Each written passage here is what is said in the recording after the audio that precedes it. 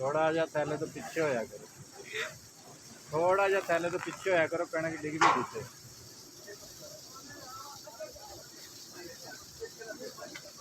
और